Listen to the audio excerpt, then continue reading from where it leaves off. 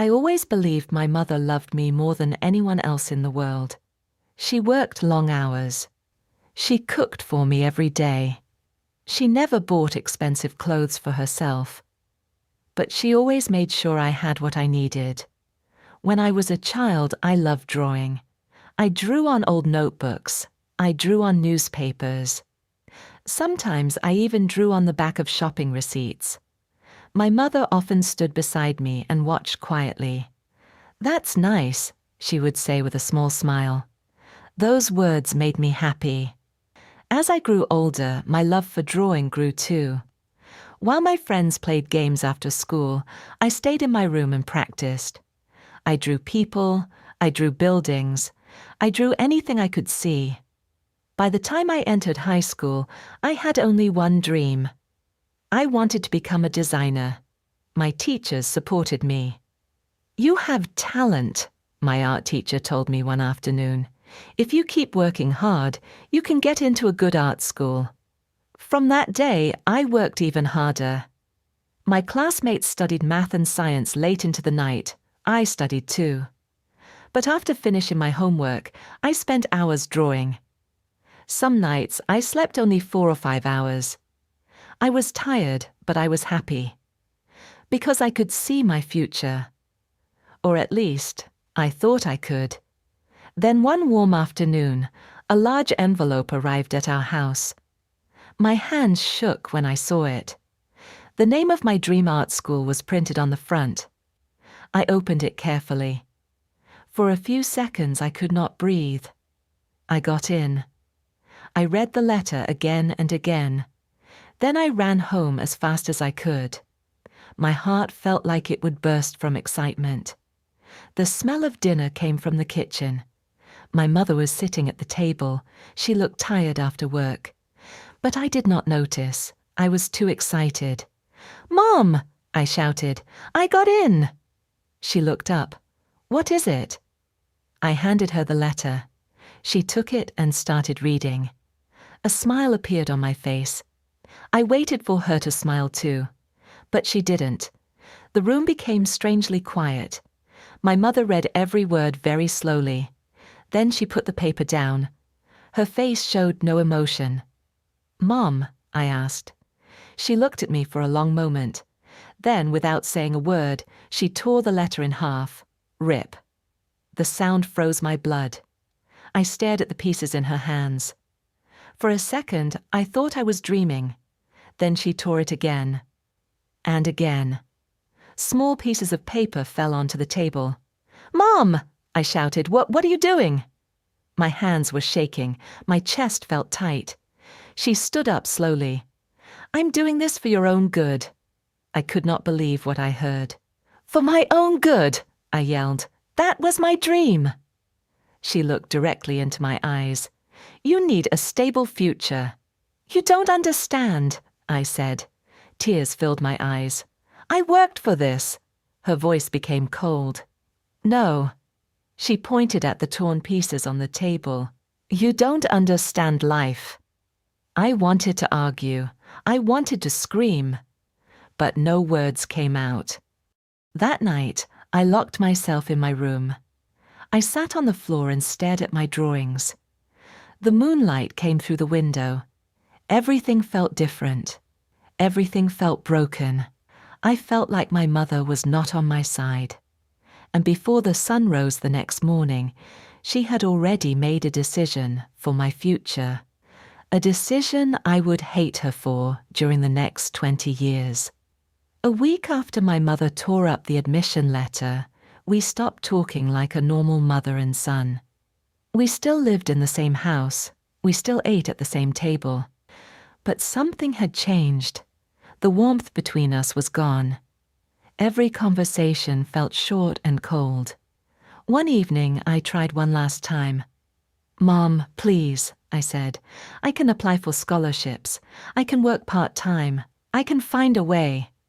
She did not even look up from her bowl. "No." "Why not?" "Because I said so."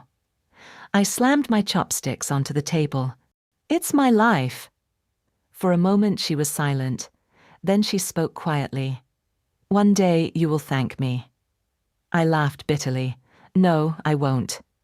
That was the last real conversation we had before I left for college. Not the art school I dreamed of. A business university in another city. My mother chose the major. Accounting. According to her, accountants always had jobs. Designers did not.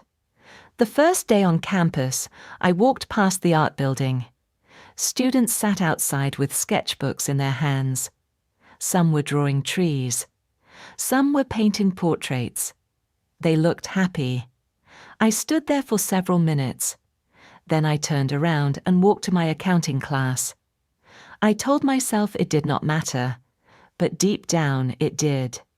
Every single day. The classes were not difficult. Numbers made sense. Rules were clear. Answers were either right or wrong. But I never enjoyed any of it. While other students talked excitedly about internships and future careers, I felt nothing. I attended classes. I took exams. I received decent grades. I did everything I was supposed to do, but it felt like I was living someone else's life.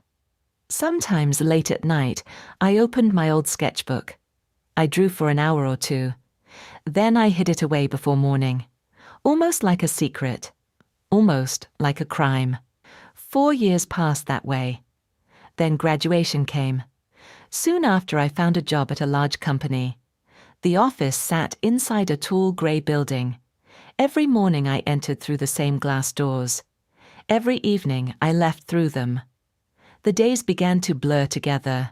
Spreadsheets, reports, meetings, deadlines, more spreadsheets, more reports, more meetings. The money was not bad. The job was stable. Exactly what my mother wanted. One afternoon, a co-worker named Kevin rolled his chair next to my desk. "Hey," he said, "do you like working here?" I looked at the screen in front of me. Rows and rows of numbers filled the page. I forced a smile. "It's okay." Kevin laughed. "Just okay?" "Yeah, just okay."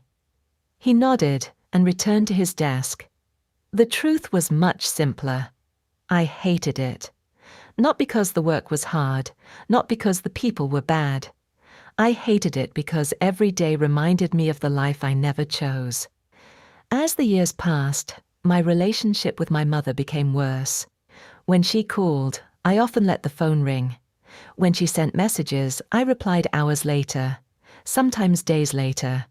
Whenever we met, we argued about my job, about my future, about the past. Neither of us wanted to give in. Neither of us wanted to admit we were hurt. One winter evening, after another argument, my mother stood by the door as I prepared to leave. For a second, she looked like she wanted to say something important. But in the end, she only smiled weakly. "Drive safely." I nodded. Then I walked away.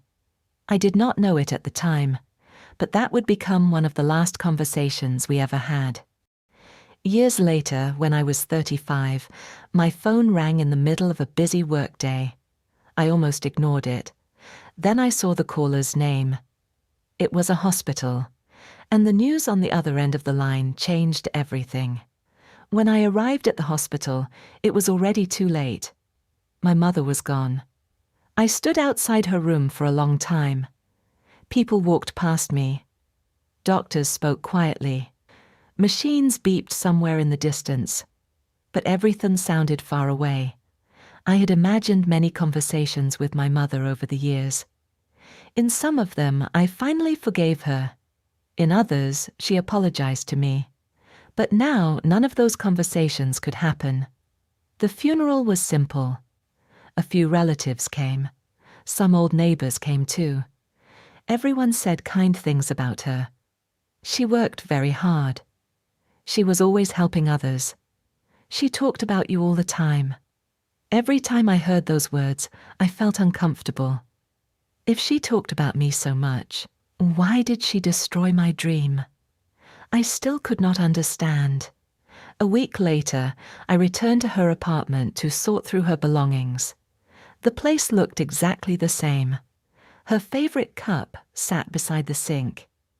Her reading glasses were still on the table. A half-finished crossword puzzle lay near the window. For a moment it felt as if she had only gone out for groceries. I spent the whole afternoon packing boxes, old clothes, old books, kitchen tools. Nothing unusual. As evening approached, I entered her bedroom. The room was small and neat. My mother had always kept things organized. I opened the closet, checked the drawers. Then I noticed something under the bed. A wooden box. I frowned. I had never seen it before. Kneeling down, I pulled it out slowly. Dust covered the top. There was a small piece of paper taped to the lid. 3 words were written in my mother's handwriting. For my son.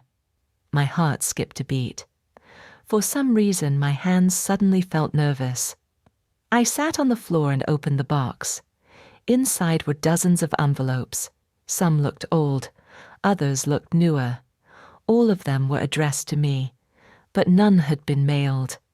I picked up the first letter. The paper had turned slightly yellow with age. My fingers trembled as I unfolded it. The first line made me freeze. My dear son, if you are reading this, I am probably gone. I stared at the words. My chest tightened. Slowly, I continued reading. The letter was warm, gentle. Nothing like the cold woman I had argued with for years. She wrote about my childhood, about my first drawing, about how proud she felt when my teachers praised me. A tear rolled down my cheek. Then something else caught my eye.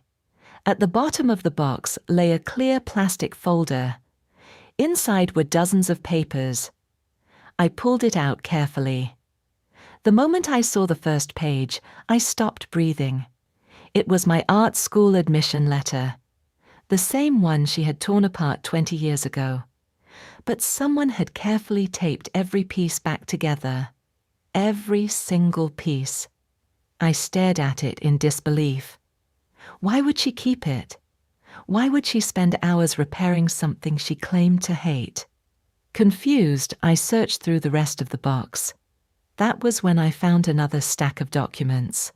Hospital records, medical reports, bank statements, loan papers. I looked at the dates. Then I looked again. My heart began to pound.